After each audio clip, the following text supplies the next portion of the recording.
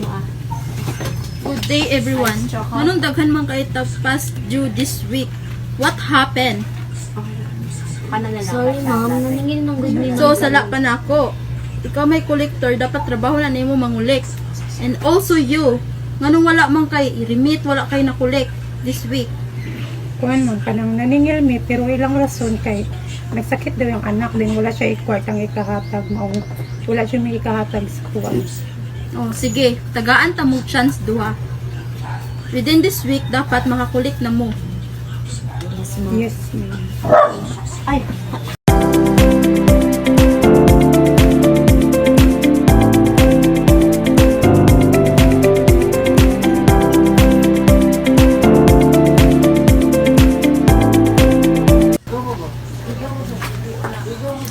Ayo. Ma'am, yes, unsa man? naningil unta ko ma'am sa imong napas June na. Ha? Mana man ko bayad nimo diri man katumiyaging si Mana. Wala pa magkakabayad ma'am, wala na record diri ma'am. Na problema lagi nimo nagula na record. Ako resibo diri pang matuod nga nakabayad nako. O dara o. Kuman ako bayad humiyaging si Mana.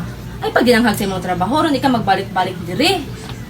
Wala man gud nako napuan ma'am na record. Problema na nimo. Sorry kayo ma'am. Sige, mabasa man ako bayad ha. Ay napagasto sa balik diri. Yes ma'am.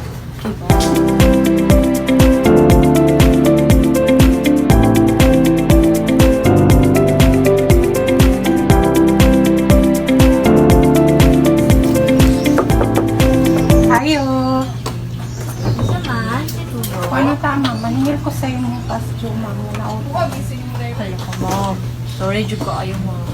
Jud ko kabayad nimo karon, ma'am. Kaya nagpanglantan mo kung diri sa balay, ma'am. Nagasto jud na mo pampalit sa mga medicine. Ang kwarta na dapat ako ihatag sa inyo, ah.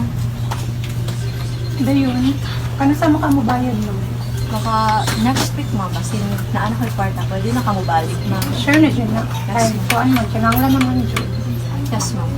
Sige, balik na lang ko next day.